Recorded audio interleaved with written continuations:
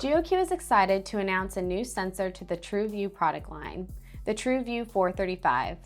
The latest addition is integrated with the Pandar XT LIDAR and dual GeoCue Mapping Cameras. This system performs well in vegetated environments and has sensitivity for collecting infrastructure.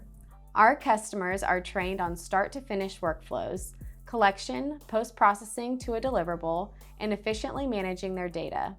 Our TrueView 3DIS users can generate a colorized point cloud in 2/3 the collection time using our EVO software.